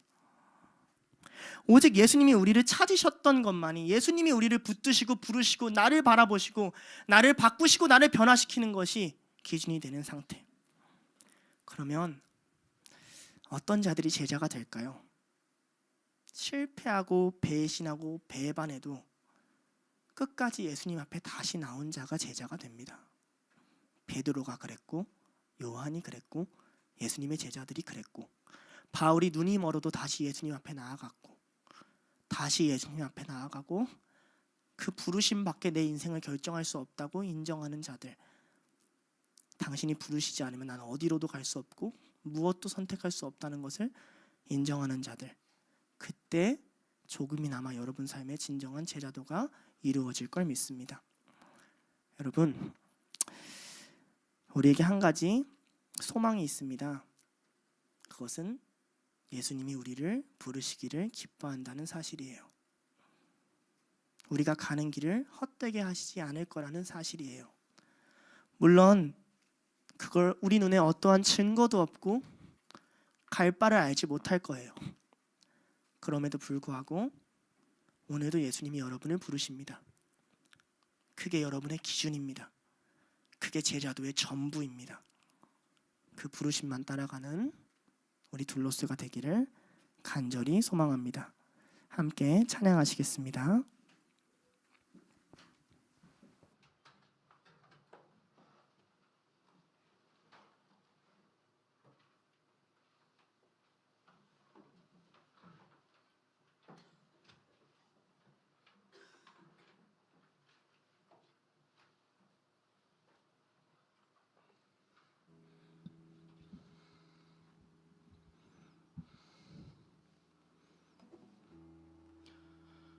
주신 말씀 기억하면서 우리 다 같이 주의 자녀로 산다는 것은 찬양하며 나아가겠습니다.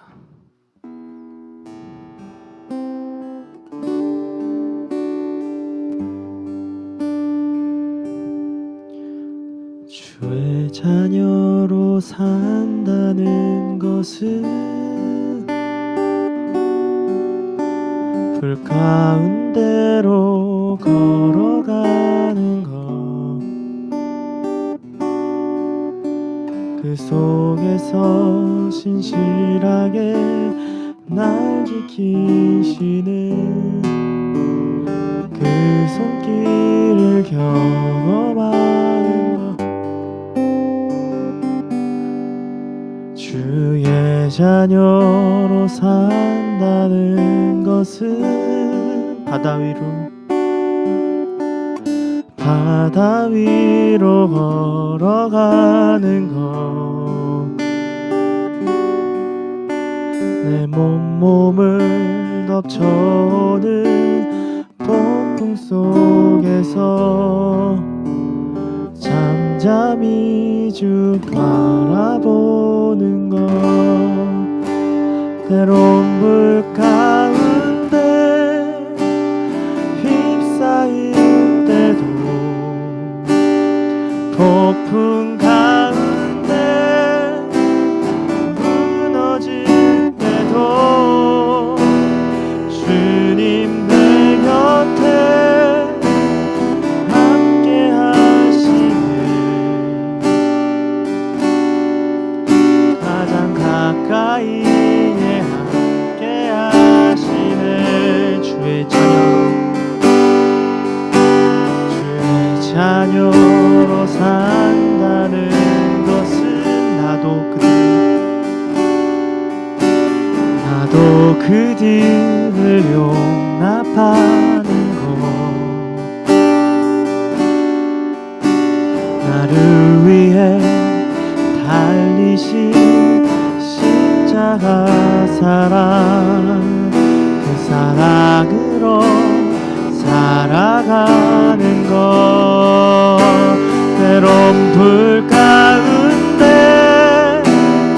휩싸일 때도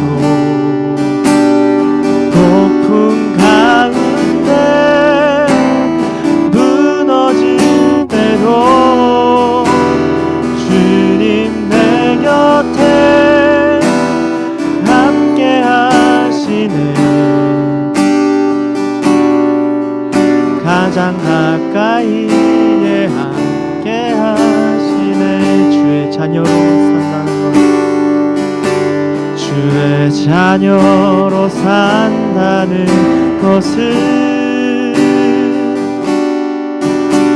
주님과 함께 동행하는 것,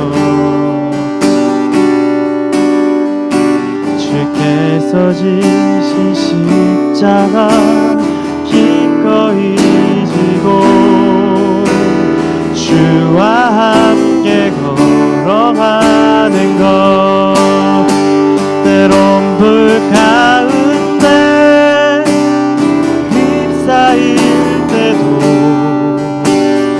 폭풍 가운데 무너질 때도 주님 내 곁에 함께 하시네. 가장 가까이에 함께 하시, 때론 불 가운데, 때론 불 가운데 휩싸일 때도 폭풍 가운데 무너질 때도 주님 내 곁에 함께 하시네. 가장 가까이에 함께. 처음부터 다시 한번 고백하시겠습니다. 주의 자녀로 산다는 것, 주의 자녀로 산다는 것은 불 가운데로 걸어가는 것, 그 속에서 진실하게 날 지키시는 그 손길을 경험한 주의 자녀로 산다는, 주의 자녀로 산다는 것은 바다 위로 걸어가는 것, 바다 위로 걸어가는 것, 내 온몸을 덮쳐오는 폭풍 속에서 잠잠히 주 바라보는 것, 때론 불 가운데 휩싸일 때도 폭풍 가운데 무너질 때도 주님 내 곁에 함께 하시네. 가장 가까이에 함께 주의 자녀로 산다는 것은, 주의 자녀로 산다는 것, 나도 그들을 용납하는 것, 나도 그들을 용납하는 것,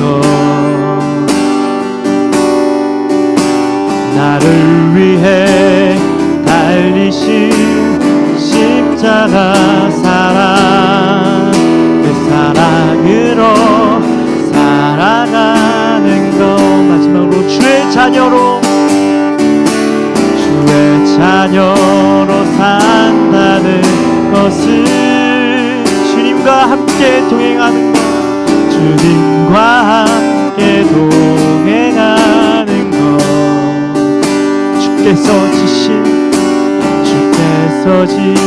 십자가 기꺼이 지고 주와 함께 걸어가. 우리 목소리 높여 찬양하겠습니다. 때론 불 가운데 휩싸일 때도 폭풍 가운데 무너질 때도 주님 내 곁에 함께 하시네. 가장 가까이에 함께. 마지막으로 고백하시겠습니다. 때론 불 가운데 휩싸일 때도 폭풍 가운데 무너질 때도 주님 내 곁에 함께 하시네. 가장 가까이에 함께 하시네. 내 양은 내 음성을 들으며 나는 그들을 알며 그들은 나를 따르느니라. 내가 그들에게 영생을 주노니 영원히 멸망하지 아니할 것이요 또 그들을 내 손에서 빼앗을 자가 없느니라. 그들을 주신 내 아버지는 만물보다 크심에 아무도 아버지 손에서 빼앗을 수 없느니라. 여러분, 제자도의 길을 가면 그 누구도 자신이 없습니다. 그 누구도 내가 제자가 될 수 있습니다 라고 얘기할 수 없습니다. 우리가 어떻게 불 가운데를 걸어갑니까? 우리가 어떻게 우리 삶에 닥쳐오는 폭풍을 이깁니까? 그런데 우리가 할 수 있는 일은 예수님 부르심 따라가는 걸 할 수 있습니다. 오늘도 부르십니다. 저를 늘 부르셨습니다. 주님 못 가겠어요. 이쯤 하면 많이 왔잖아요. 주님 많이 했잖아요. 주님한테 기도할 때마다. 하지만 내가 가고 있다. 내가 인도하고 있다. 내가 역사하고 있다. 그 길을 가는 겁니다. 그것밖에 기준이 없어요. 그 부르심 하나밖에 눈에 보이지 않아요. 아무것도 보여주지 않아요. 주님 그 부르심 하나만 믿고 가겠습니다. 의인은 믿음으로 말미암아 살리라 하였습니다. 우리 같이 기도합시다. 주님 부르심 붙잡고 가겠습니다. 주님 우리 여기에 부르신 그거 하나밖에 나 알지 못합니다. 다른 그 무엇도 나는 알지 못합니다. 주님 그러나 나를 불러주신 주님 부르심 하나 믿고 주님 영원히 빼앗기지 아니한 나 주시니 주님 나를 불러주시옵소서. 그런 부르심 믿고 가겠다고 함께 하나님 앞에 기도하겠습니다. 기도드리겠습니다. 하나님 아버지 감사합니다. 우리 하나님 앞에 나왔습니다. 주님의 부르심을 의지하여 나왔습니다. 연약합니다. 어떤 기준점이 되지 못하고 어떤 마음도 이기지 못합니다. 주님 용서하여 주시옵소서. 주님 위로하여 주시옵소서. 하나님 이 길에 갈 힘을 보지 못합니다.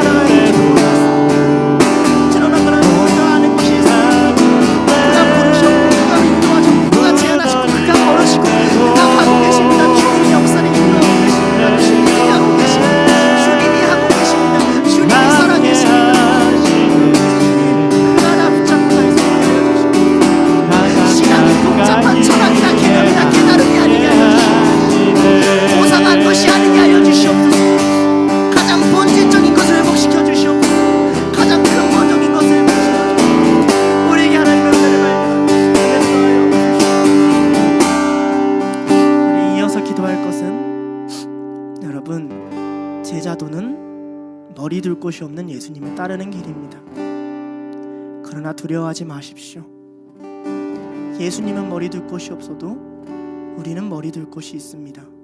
그가 먼저 우리를 위해 그 길을 걸으셨기 때문입니다. 여러분의 마음은 어디에 둡니까? 여러분의 생각을 도대체 어디에 둡니까? 예수님에게만 두십시오. 신앙은 새로운 것을 깨닫거나 무슨 이론과 체계를 발전시키거나 어떤 놀라운 선행을 이루는 게 아닙니다. 예수님 붙잡고 놓치지 않고 사는 겁니다. 예수님, 난 당신이 아니면 내 마음에 쉴 곳이 없습니다. 예수님, 난 당신이 아니면 의지할 곳이 없습니다.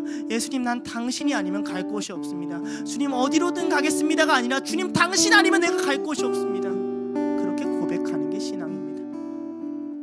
우리 같이 기도합시다. 주님, 내 모든 삶이 걸음이 당신에게만 향하게 하여 주시옵소서. 당신만을 향하게 하여 주시옵소서. 당신 아니고선 갈 곳이 없는 제자의 삶을 내게 허락하셨으니 그 길을 가게 해달라고 함께 마음 모아 기도하겠습니다. 기도하시겠습니다. 하나님 아버지, 우리 붙들어 주시옵소서. 하나님, 우리가 연약합니다. 하나님, 어떻게 걸어가야 될지 모릅니다. 하나님, 어떻게 하나님 앞에 나아가야 될지 모릅니다. 예수님만 의지하는 삶 살기 원합니다. 예수님 앞에만 나아가고 예수님 앞에만 기도하는 삶을 살아가기 원합니다. 하나님, 어떻게 하나님 나아가시고 내 머리에 싣고 내 생각이 싣고 내 마음이 머물고 내 몸이 머물고 내 역사가 머물고 예수 그리스도밖에 없음을 고백하옵니다. 주는 그리스도시요 살아계신 하나님의 아들이십니다. 생명의 말씀이 당신께 있자온데 어떻게 다른 길을 가? 주님을 떠나지 않게 하여 주시옵소서. 주님의 이름을 팔아다는 길에 가게 하지 않으시옵소서. 생기를 지고 뒤를 돌아보는 자는 하나님의 나라에 합당치 않다 하였습니다. 뒤를 돌아보지 않게 하여 주시옵소서. 예수께로 가게 하여 주시옵소서. 예수께로 가게 하여 주시옵소서. 예수님 보고 살아가게 하여 주시옵소서. 예수님 따라고 살아가고 살아가는 그런 인생 되시옵소서. 하나님, 우리의 삶과 마음을 인도하여 주시옵소서. 하나님 어디에 주시옵소서. 하나님, 예수님 앞에 나아가고 걸어가는 것을 들어가여 주시옵소서. 많이 걸어갈 길이 없습니다.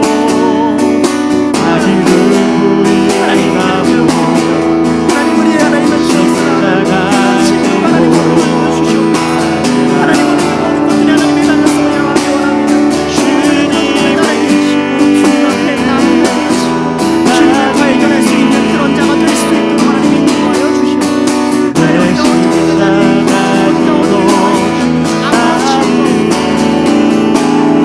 난 주님을 의지합니다. 주님만 의지합니다. 주님밖에 없습니다. 예수밖에 없습니다. 예수 그리스도 살아계신 하나님의 아들, 그 고백밖에 내 속에 지어진 게 없습니다. 내 눈에 지금과 내 손에 하나님은 그 어떤 명확한 것이 없습니다. 주님의 이름 하나 가지고 내가 그걸 가지고 내가 달려갈 수 있는 그런 인생 가지고 하나님 갈 수 있도록 하나님 나를 인도하여 주시옵소서. 하나님 나를 인도하여 주시옵소서. 하나님, 우리 방법입니다. 내가 하늘의 점입니다. 어떻게 가야 될지 하나님, 어떻게 가야 될지.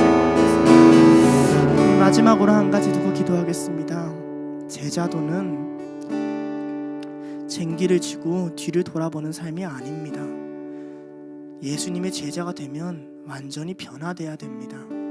이전과 같이 살아서는 제자가 될 수 없습니다. 우리의 힘으로는 우리를 변화시킬 수 없습니다. 우리와 함께 하시는 이와 함께 살면서 변화되는 것입니다.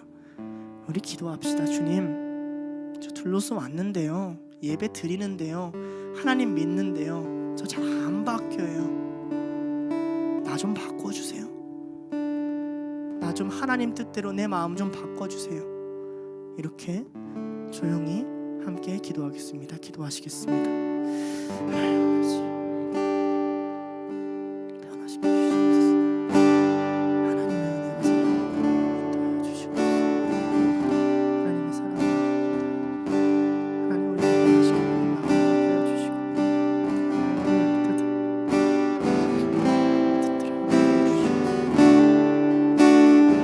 똑같이 되지 않게 하여 주시고